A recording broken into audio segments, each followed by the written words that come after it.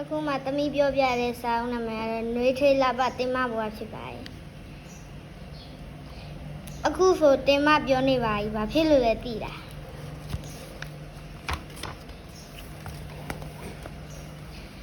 သူ့မေမေဆုံးခံဒီဆေးရုံတက်နေမှာအိမ်ဘေးကជីသိန်းတို့နဲ့တင်မနေခဲ့ရပါတယ်ជីသိန်းကမေမေရဲ့အမာကြီးဖြစ်တယ်သူ့ဖေဖေကသူ့မေမကွဲလွန်ခင် AIDS ယောဂါနဲ့ဆုံးသွားခဲ့ရတယ်ဖွားဖွားကတော့မေမေကိုတွားရှောက်ပေးတယ်သူ့သမီးမှာဖေဖေရောမေမေရောမရှိတော့ဘူးသမီးဝမ်းနဲ့လိုက်တာဆိုပြီးတော့ပြောပါသူ့ရဲ့တော့ကတော့သမီးလေးငိုချလိုက်ជីသိန်းကိုဖက်ပြီးငိုလိုက်နော်လို့ပြောပါတယ်သူ့မေရတော့အိုး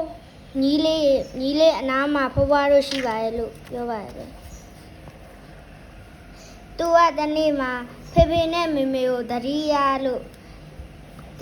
ပြီးတော့ဖေဖေနဲ့မေမေမရှိတော့တင်မဘသူနဲ့နေရတော့မှလဲလို့တွေးရင်ဝမ်းနေတယ်ကြောင်းလဲမထွက်ချင်ဘူးဘယ်သူကြောင်းထားပေးမှလည်းမသိဘူးဆိုပြီးသူပြောနေတဲ့နောက်တနေ့ရက်ကွက်ကဓမ္မယုံမှာလူစုတော့တင်မအကြောင်းပြောကြတဲ့မျိုးဦးเจ้าကဖုံကြီးလဲကြွလာတယ်တင်မအတန်းမှဖျားမှလဲရွက်ကလူကြီးတွေလဲကြွလာကြတယ်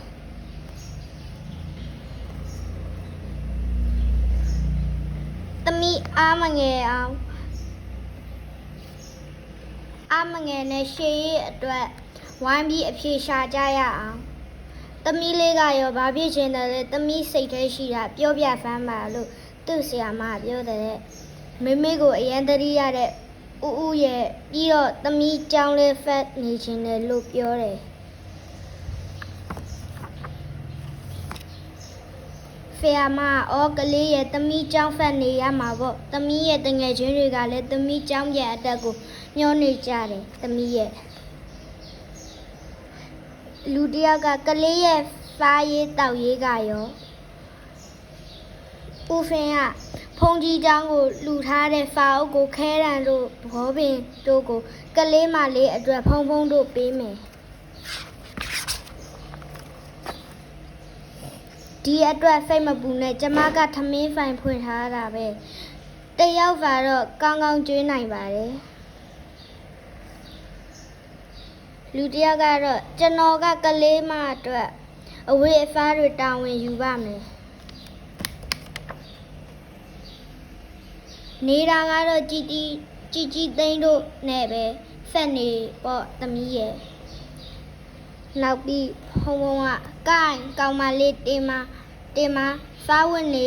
ရောကြောင်းတက်ဖို့ရောအားလုံးအဆင်ပြေသွားပြီးအရွယ်ရောက်တဲ့အထိဘာမှပူရမလို့တော့ဘူးကွ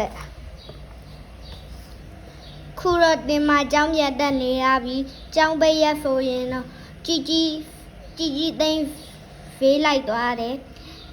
အိမ်ကြတော့အလုပ်တွေလဲဝိုင်းကူပေးတယ်ជីသိန်းလဲရှောက်ရခံရတယ်ချစ်ကြလို့တင်မပြောနေပြီပေါ့နောက်ပြီးတော့တနေ့ကြာရင်တော့တင်မကိုယ်တိုင်လဲသူများကိုကူညီနိုင်